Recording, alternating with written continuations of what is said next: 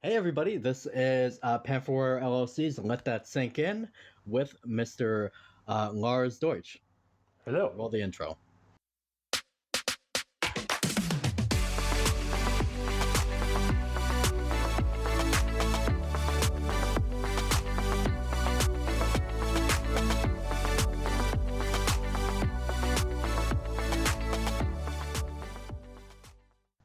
All right. Nice edit on that. That original song is kind of long. I was wondering how he was going to edit that. I got it. All right. So also, to let everyone know that we do have replays on our events because we distribute our interviews to YouTube, Spotify, and the rest of the interwebs. Also on our main website via our podcast feature. So feel free to sit back, relax, and listen to the interview. And also, if you feel like being promoted, also feel free to jump up and ask questions and comment.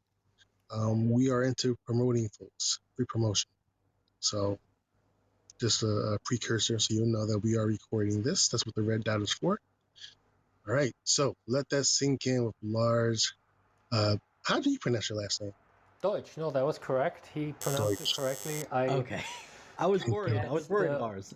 The occasional Lars Deutsch, which might be accurate on a different level, but that's not the way you pronounce my name.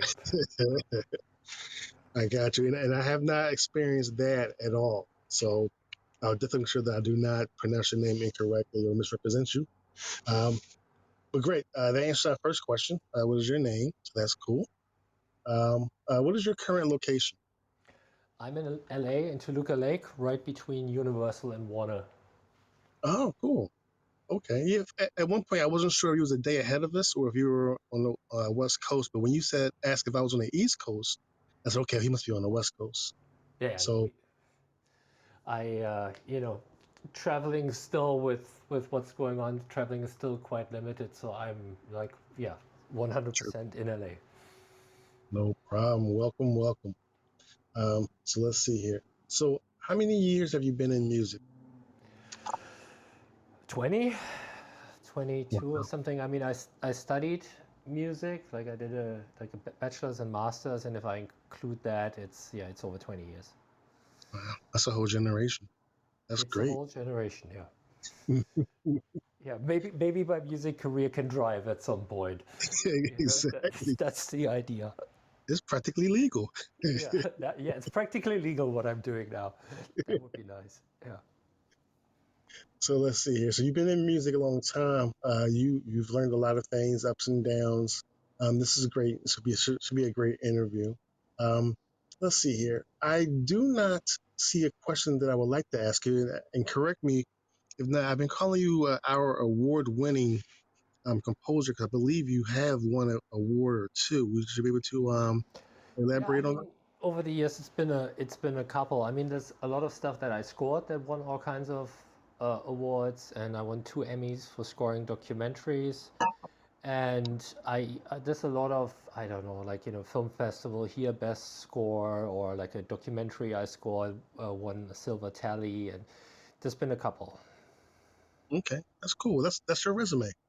Yes. That's good enough. Make sure if you haven't to throw that in your bio here at Clubhouse. We have a lot of composers. We have a lot of executives here, as well as a lot of music supervisors.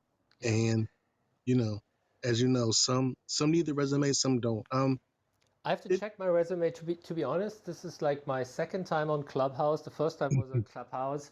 I was with a friend on his veranda, and we both logged in Clubhouse and talked to each other, sitting next to each other. So my experience is rather limited. Okay, well, good. I'm glad we got you here with your first public, more than one person conversation. Yeah. So, okay, so this question is always fun because there's the answer that we feel, there's the answer that you feel, and then there's the answer that the industry feels. So which genre do you consider yourself to be? I'm really my what I usually say is I do storytelling with music and sound, and that's the best way I can put it, because today I started my day with working on a big, loud rap track that would be, I don't know, like very aggressive, very in your face, very modern, and yeah, full on rap production. And then, the next minute I'm working on a classical string quartet. And so usually within a day I handle a number of different projects, and they're in very different styles. So I'm a classically trained composer, but you have, like from very modern cutting edge pop music to creating wake up ambiences for hotel chains, Wow. boot up sound for cars. And so I really, really am not tied down by any style. And I do work like, so it's not like I do one thing for a living and the rest is kind of fun. All of the things I do, I mentioned here, I do for a living. I scored a Stephen King film, which is very classical, atonal. A lot of the score is backwards, which is kind of fun. And so and then a buddy of mine asked me the other day if I can mix his speed metal song for him, so I've done that. So it's kind of, it really, I try to get to a story, to a point, to something that feels true and real, and just happen to do that with music. That's cool. That's cool. That's a great explanation, and that makes sense because once you learn I don't want to say science, the theory of it, um, just a matter of plug it in and adjusting accordingly. So, and I do apologize because you sent me the link for the rap song, and I haven't had a chance to listen to it, but now I'm looking forward to it. Now I can't wait to hear your interpretation, because that's what we all do. We interpret styles of music as to how it affects us, and then it comes out. So I'm curious to hear your interpretation of rap. I often feel like when I work with artists that it's my job to translate. Like Yeah. I have, most artists I work with are younger than me. They don't have my writing background, but they have a story to tell. They have an angle, and there's a way to frame them. Right. And so, that's where I'm trying to translate who they are and what they want. And so then it's kind of a little bit of, my interpretation of them. That's cool. So what is your? Oh wait, I'm sorry. So so I guess I feel the same way about your genre. Of course, we have to pigeonhole you in order to present you, and I find it basically it's pop slash I don't say neoclassical, but um I don't say background music, because that's like that's a slight. But Well, the thing with background music is that, everybody has their strength and their weaknesses. And there are musicians that, love sitting at home and playing on the piano for hours, and they can create wonderful background music that will sync very well for, I don't know, a reality TV show or something like this. And right, it's something very much in the flow and very, very open. The way I work with my kind of story-driven, very specific approach is almost the opposite. So I kind of, in a way, do the opposite of background music. And if we talk about sync, for example, when I work with artists, I try to distill the story, also, the lyrics, to something to be very, very specific. And when you do that, the song has more meaning. The average listener gets more engaged, and it's just more creative, more interesting. Of course, the problem with this is that very often the stuff that sings well is stuff where somebody sings, yeah, yeah, yeah, it's a great day. So I don't have enough of that. right. So I'm kind of the opposite of the background music guy. I got you. Okay. So what are your? Oh wait. Which PRO are you with? I'm with ASCAP. I don't know Okay. if that's good or bad. And that's a very good statement after that, because um, so I like ASCAP because technology wise they are there. I can email them and get a response. I can register a song and immediately things happen. As Yeah. opposed to BMI is like just like slow. It's just slow turning. But in regards to royalties, we've heard multiple times that for broadcast music, for full music with vocals, a BMI pays more than ASCAP. Have you come across that? I've heard stories where people told me, like, they were in a production music place where there was like 10 composers, and Mhm. they shared cues on something, and then they compared, and they should have gotten the same, and the people who are on BMI got a couple of cents more. But I'm not really the right guy. I've heard that. Mhm. But I see some, like, I scored a commercial that aired a couple of hundred times, and ASCAP didn't find a single Really? one of those performances. And I've heard the exact same stories from BMI as well. So I don't know. I always think that in a position like this now, there's somebody listening maybe that takes my words for face value. So I just want to say very clearly, I'm not the right person to consult on this, because I know the German PRO and I know ASCAP, and that's about it. I have no real comparison. That's funny. But you hit it on the head, though. Most say that the instrumentals do better on ASCAP, which is really scary to hear that, they totally missed a commercial. But at the same time, like you said, we've heard horror stories in the composer forums where they had Yeah. to hunt down their music, literally just to get credit. No, yeah, So, that happens. By the way, yeah. the reason I signed up to ASCAP initially was that I somehow got this information that, because I do audio logos and stuff like this, Mhm. that ASCAP would accept a shorter piece as a composition. So that was like 5 seconds versus 7 or something. That was my Yeah, decider at the time, but I don't know if that's true anymore. It's been a while. that's interesting. I'll look into that. Seems interesting. So, Yeah, then let me know. go do. Um, so what are your influences? When you make music, or if you're just listening to music, who stands out to you, and maybe in your earlier career did you try to emulate? So I started, in a small village, and all life was heavy metal and soccer, and so that's how everything started. And after that, I played guitar, and I wanted to be a guitar hero, and then it went more towards classical music, because for some reason I always felt that it it's just like only classical is the is the actual education that you need, and the rest you can figure out. And I was lucky that I studied classical composition, so I went from heavy metal to classical composition. But I feel it's very, I have a strong affinity to good grooves and swings, so I'm kind of like, as in swing in in a MPC or something. So I would gravitate more to a hip hop track in a pop context, or at least a hip hop production with some swing or Okay, Motown. Then I would gravitate to something straighter. That's kind of more my thing. I like things to be groovy and cool, right.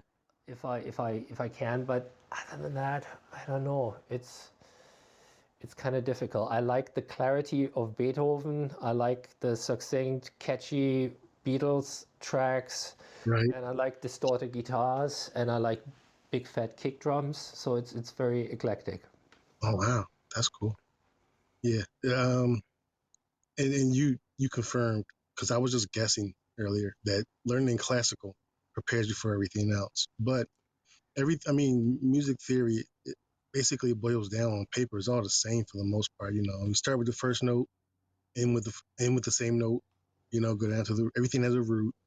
Yeah. Um, Even with heavy metal, they follow chord progressions. So, Yeah, I think yeah, yes, there's a lot of overlap, and a lot of things mhm, are similar. What is kind of interesting is that when I studied the more advanced kind of modern music and ostinato techniques and things, that stuff becomes very relevant, mm, or is very relevant every day. So if you think about like a drum and bass track, or like a James Brown track or speed metal mm, song, very often the defining thing is not necessarily a chord progression, but a riff, be it a bass right, riff, be something else. And one thing that I see, and where I'm really grateful for my education, is that nobody knows how to develop a riff properly. And it's not easy, but that's one of the things that I love doing, where you kind of, like just like it would be in a classical composition, your catchy guitar riff morphs with every verse to the chorus, and it's not Right. just this kind of like copy and paste kind of thing. Right. But yeah, I mean, there's a lot of overlap, and for me, the kind of most interesting thing is that I'm working on two different, very, very different hip hop tracks at the moment. Very interesting for me is that my hands are almost tied when it comes to classical harmony and composition with this stuff, because when I do a big chord change, I feel I'm outing myself as somebody that doesn't get the music. So I'm working really hard to hide these chord changes and make things very, very, very subtle. And yeah, so basically that nobody finds out that I can, that I'm classically trained. Right. You don't do any G major seventh upside down perfect. Yeah, you don't make it too complicated, complex, and you're like, what is that? It's Right. not about it's like when you learn the very traditional straight up classical harmony, there's a very strong pull to it, and which is Right. really cool if you do a Britney Spears track. But if you do a track that's meant to, like, somebody is supposed to sound cool, like they don't care, that Right. pull that drags you in as an audience works against you, because it's almost like in the background you're saying the singer actually does care. So you need to figure out a way to drag people in without the chords that we've heard before and the normal progression. And what I Oh, do a lot there is that I hide things, and I do kind of like weird little changes to keep things interesting and to not have the 5-7-1 going to the chorus. right. One of the tricks that I started using that I really like is it's called added resonance, or parallel harmonies, where you have two chords at the same time.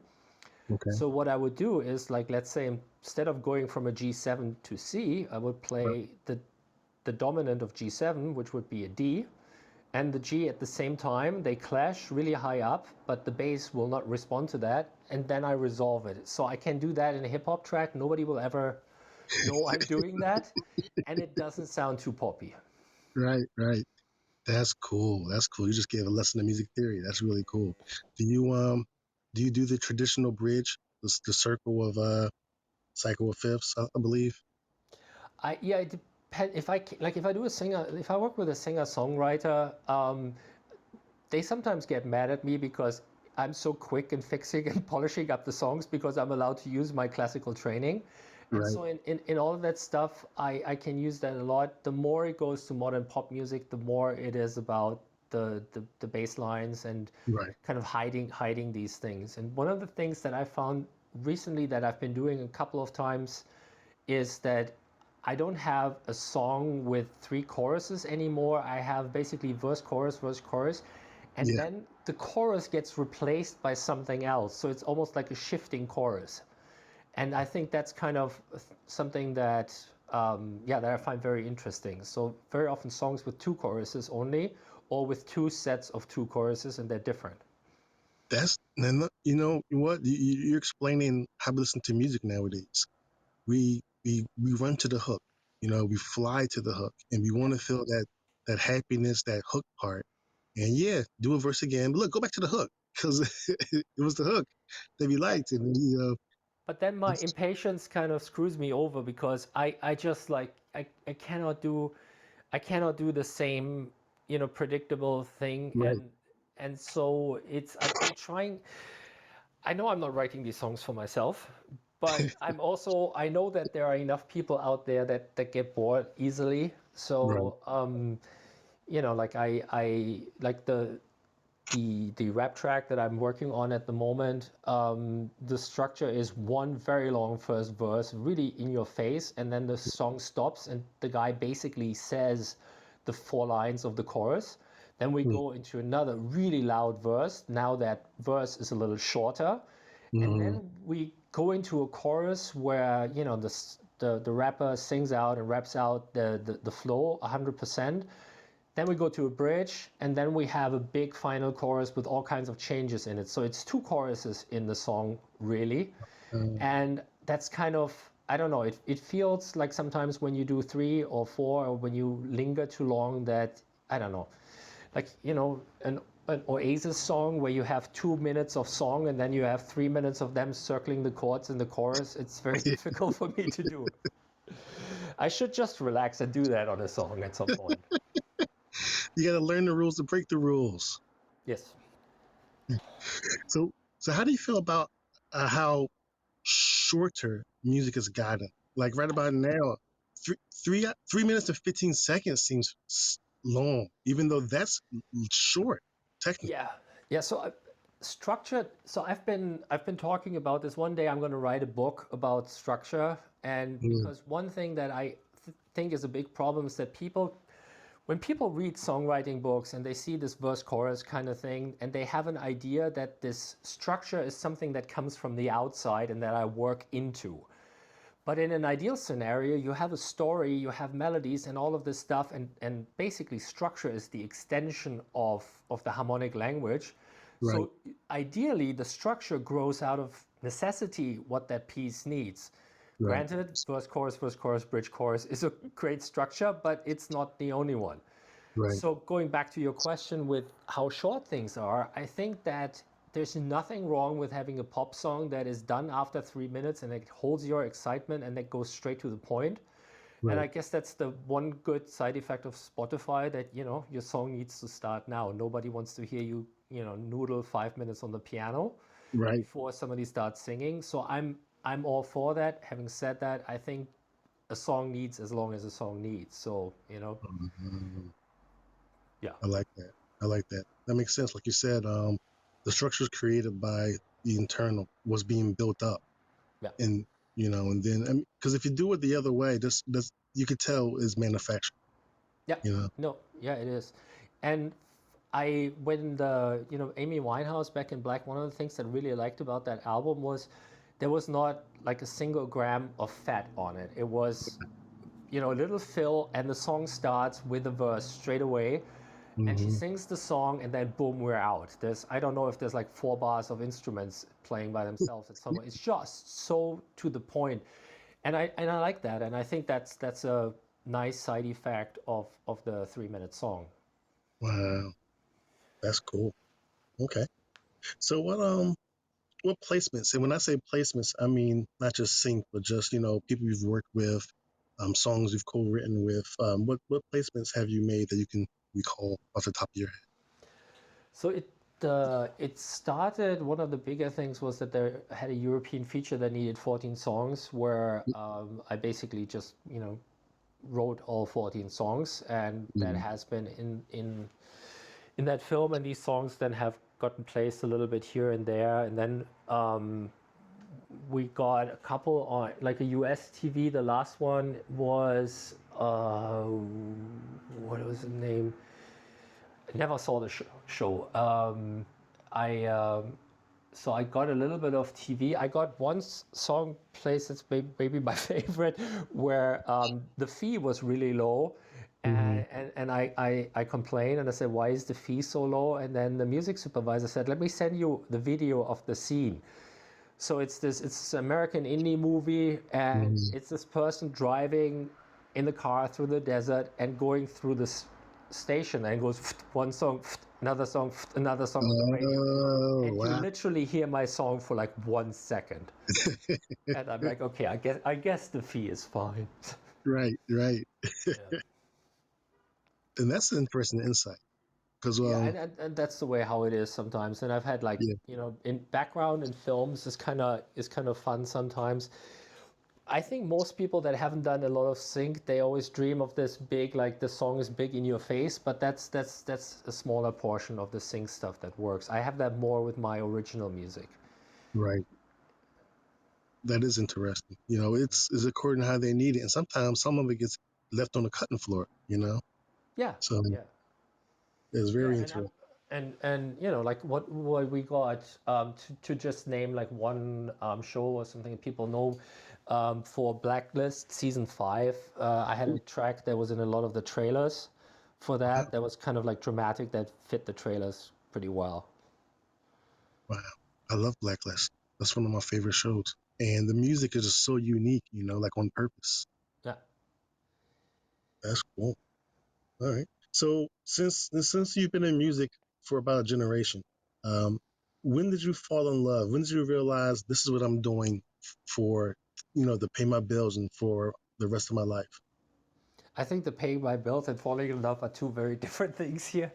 Um, um, I, I mean, like I'm not from a musical family at all, so there's no like no parent that is a music teacher or any of that. But there Mhm. was always music playing and very often kind of rock. And my parents are kind of somewhat hippies, and so there was always kind of music playing, and I saw a band, and I started relatively late. So I tried guitar lessons, keyboard lessons when I was a kid, and it didn't really stick. And then I saw this German band in a tiny club, and they just absolutely killed it. And it so got me excited that basically from that day on, I was on it for like 3-4 hours a day after school every day. Wow. And yeah, that's really. And then I got excited about it relatively quickly, and like the hard part, my heart got involved very quickly because it's a great way to. It's almost like a meditation in a lot Mhm. of ways. You're dealing with math, with intuition, with psychology, with I don't know the universe, whatever you want to call it, and so it kind of makes unique sense for my very weird character. And so I guess when I was 16 or so, I knew, yeah, this is what I want to do. Wow. Granted, the world took a lot longer to figure out that this is what I wanted to do, and it's still resisting at times, but I guess we're getting there. That's cool. That's cool. Yeah. Yeah, music is universal. They say that, and it truly is. No matter what walk of life, whatever, whether you're a nerd or a jock, you know, it doesn't matter. Yeah. Music affects the heart, and that's really cool. You saw a live band, so there's nothing better than a live band sitting there. It makes you want to do it too. Yeah, absolutely, absolutely. And I'm so I'm kind of working on my own little project here, and so I'm kind of like casting singers and looking for people with interesting colors to kind of like expand my palette. Mm, And so I like told a couple of people, and there were a couple of emails back and forth. And I know it's COVID, but I said in my email, there's no such thing as a remote session. You have to show up in person. And I mean, I totally get if somebody doesn't feel comfortable, but it's just an energy thing, right. when you're in the room. And just if you need to correct, like, we had an issue with the flow today when I worked with somebody like a South African rapper, and she had like a really good line, but it needed to be somewhere else. And in Mm, 2 minutes in the room, just like explaining, and she says, "What do you think of this? And can we right. do this?" And then you get it in shape. Anything Right. remotely, this would have taken 3 hours. Right. But yeah, that chemistry of everybody in the room, Yeah. working together. You can't get. That's a good point. You can't get that remotely. I mean, you can try a facsimile, but it's nothing like being there. So, What I can do, so I do a lot of like punch up writing and kind of backseat producing, and like, mhm, where in the beginning of the year, somebody I know who plays in an indie band, they self-produced. I won them against that, and then at some point, they basically, when they had recorded, they asked me to take over with the already recorded material. And mm, there's a lot of stuff like this where it's about molding existing material. That is stuff you can do remotely, and where you can just hop on a call, and that's fine. But right, if you really start from scratch, or you want to have this organic interaction, it is tough. right. I agree. I agree. So, when you're in the studio, you don't have to divulge all your secrets, but what software and hardware do you gravitate towards each time when you're doing your music? So I know that there's at least two people listening that I'm constantly trying to talk into buying plugins. So this is one of my favorite topics. I'm in Logic, and it Okay. works best for me for film, and I've been in Logic for a while. Hmm. And then it's just a shit ton of plugins, sample banks, Right. and all of this. And I'm very much absolutely up to date with this, where, like if there are plugins that are not out yet that are on my system, Hmm. and I'm lucky that sometimes I get to help with like gear review. So like Oh. the other day, for example, I had the probably fastest hard disk. It's an 8 RAID 408 SSD drives on Okay. one card in my Mac Pro Wow. for a gear review, so I could see how it is if I would, like, literally have the fastest hard disk on the planet. Right. And so I'm very, very. Those tools are very important to me, and I try to fuse like good writing with interesting new technology and sound. So I'm on Logic, but yeah, I'm constantly investigating what there is in terms of new plugins and new, especially things that really can do Right. something that you weren't able to do before. And so one of the things that recently, for example, is Eventide released Split EQ. And anybody here who makes music, go and check out Split EQ. That's a game changer, for Oh, example, okay. where you can, EQ the transient and the body of the sound separately, and then pan it, just that aspect of it. And so you can basically, what I created for myself, that I created a piano that pans from left to right in the transients, but the bass stays in the middle, Wow. and stuff like this. So yeah. That's cool. Have you ever used OTT? I haven't used it. I saw the email. I'm not on any Slate subscription thing, and the problem with me trying that is that a lot they yeah yeah I know what I it does though. I know what it does. Yeah. I use expansion very often with FabFilter Q3, for example, Mhm. and with their multiband. Man, OTT is like ketchup to me. I put that on everything. I just love the way it sounds. It opens it up. Like it makes your ears like pop. Yeah, It's just amazing. But I'm I'll sure try there's it. other.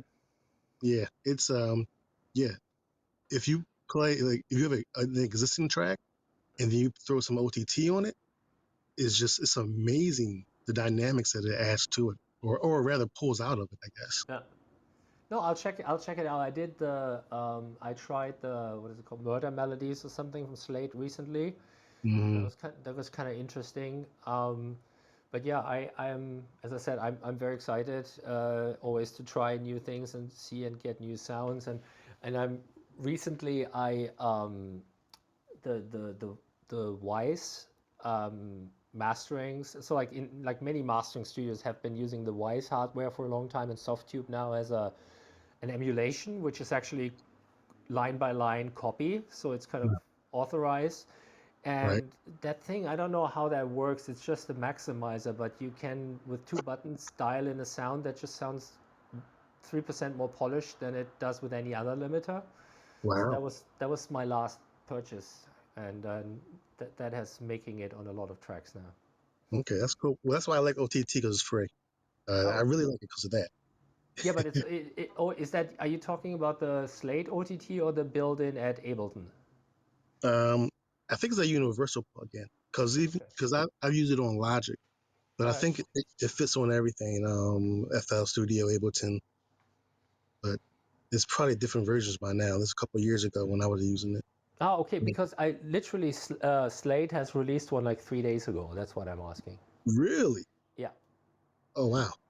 And you can try it a month for free because I just like, I get all the emails. It's, yeah. Yep. That's cool.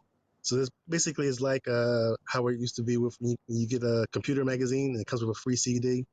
You get to test the programs and everything on the CD also. Yeah, yeah.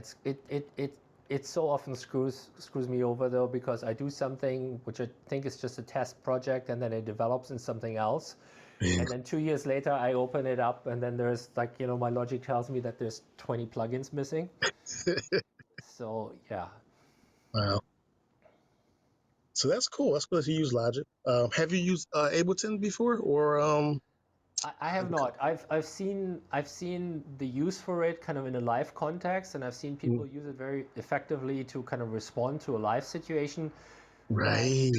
yeah, and so I'm not like, it's not a dogma thing in my case. It's more a matter of I about when I started, I was in Cubase. Cubase had certain shortcuts which I added more and more to, and at some Mm-hmm. point, without looking down, I'm able to work really fast, and I know what goes where. And when I Right. moved to Logic, I moved a lot of my shortcuts into Logic, and so basically now some of my movements have been like the same, and the shortcuts have been the same for 10-15 years. Wow. And I like that I'm in one DAW, so I don't have kind of like, like I know exactly what goes where. And when I have to work on Pro Tools and there's different shortcuts, there's confusion going on, like in my brain. So I don't mind learning different shortcuts for like a video editing software, but another DAW is kind of Right. tricky. Yeah. I feel the same way. The Logic is linear. It's linear, right to left, or left to right rather. And Ableton is just odd to me. I can't rewire my brain for Ableton or Reason. Yeah. Reason also is just super, super. I can't comprehend it. I think that there is a danger being a DAW and with all the tools that you have available that your music and your workflow becomes too loopy.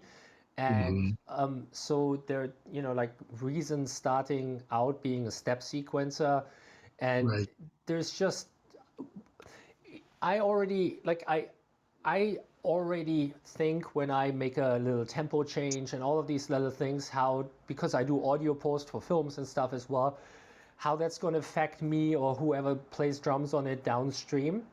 And I right, always tell myself, I don't, the music needs to live, everybody else needs to work extra so it stays alive.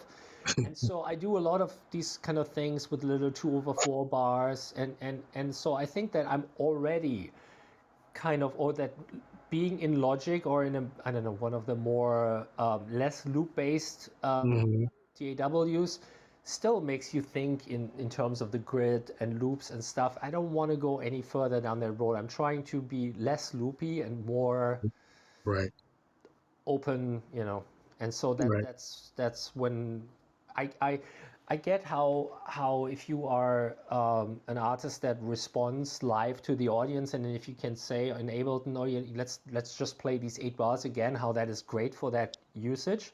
right, But for my very custom approach, uh, I haven't seen anything that would, add a substantial value to Logic.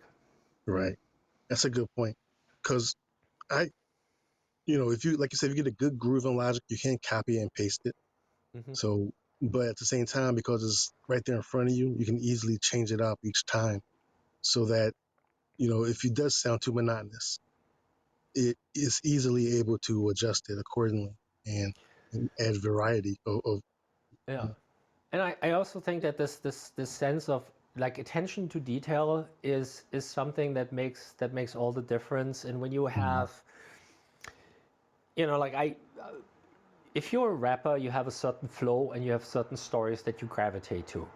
right, And you might have a certain look that influences who you are or what people like perceive you as. And there is a picture that you create, that's kind of a vibe that you send out. And as you said earlier, it's kind of all interpretation or translation or something. right, So if that guy then walks into the studio, the more humane, the freer somebody can respond to that person's patterns, to that person's vocal color and all of this, the right, better it is. And the more I've had fantastic people rap really kind of dark and meaningful stuff, and somebody sends them like an easy listening jazzy beat, and then mm, basically they marry those two things, and it doesn't make any sense story wise. So my thing here is that if I'm not the guy that would sell beats anywhere or something right, like this. I'm the guy that goes for a walk with you and discusses the lyrics and right, tries to figure out how you roll. And that of course affects everything I do. So like there are people who crank out 10 beats on Ableton a day, right. and I spend that day polishing one bass sound. It's kind of yeah. Right, right. You want to complement the person. You want to weave in the personalities together. You don't want that person to have Yeah. to be forced to play to rap something that's already pre-made. I Yeah, and then understand. you mess, it's also it's the wrong way around. Like if you totally like this whole top line writing thing is really tricky because you don't you're basically using something two things that are not related to each other at all. Mm-hmm. And like if you play in a band together for a while, you develop a certain flow, and really nobody else has that flow. But Right. if you work with a producer that uses like loops that already exist that all kinds Right. of other artists have, and you force yourself on these loops, that's not gonna lead to very unique, very interesting material. Right. Right. It's not your voice. It's not the way that you Yeah. normally would talk or rap. Yeah. That makes sense. That makes sense. Yeah. I And can. I can. Go ahead. yeah, I had a case once where I had somebody here who was a singer with like an incredibly low booming voice, and he could do like Johnny Cash stuff and Jim Oh wow. Morrison and all of this, and he had just a great voice. And he's been talking about how whenever he does like an EP or works on an album or something, how he's so very disappointed after, and so he plays the material to me. And it's harder to fit a voice that is this low into a track, so you need to really work around that voice. And so what everybody did is business as usual, and then basically his voice clashed with everything else in this low frequency rather than adjusting.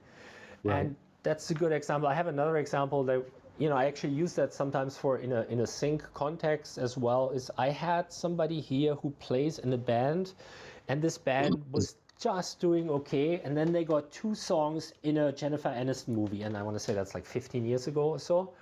Wow. And they were really surprised that their career, or that nothing really took off, and they reached out to other bands on that soundtrack, and everybody else was kind of making some progress, and they didn't. And so this guy played his material to me and asked me, like, what would you do? And I don't know if I should stay in this band and this and that. And so I listened to the material, and all of the material is kind of a U2 Coldplay kind of music, Ooh. which creates a big space. So, Right. like the part of that is that this is like an open big space. Right. But that guy had a narrow, more nasal voice. And so he Uh-huh. had a smaller voice. Not a bad voice at all. You can totally make that voice work. But Right. for their entire career, the entire band wrote music that wouldn't fit the singer. Wow. So this is where like sometimes this little custom, these actual attention to detail, to stepping back, this is an individual, figure out what works individually, figure out what stories they want to tell, and then you would find a music that works for them. And maybe one more example is I was at the Muse Expo or something here in LA, and they had a band over from England, and they clearly wanted to be Coldplay. And nobody had told them that the Coldplay trick is that you have 10,000 voices in the background singing oohs and ahs in the chorus. So they would play their songs, and just like a Coldplay song would fall a lot flatter if they wouldn't do the big padded chorus. Right. When they played live, they're nobody was singing background vocals, nobody was working on elevating that chorus. So like a It's good producer, or maybe even right. a good A&R or something, would need to tell those guys, either you play with backing tracks, or the other three people in your band need to do background vocals.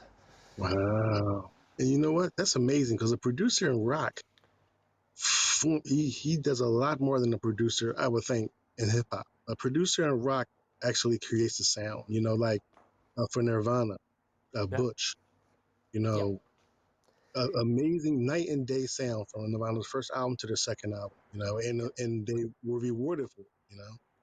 So that's incredible. And that takes a really good ear to recognize that, hear that. So those are some incredible stories.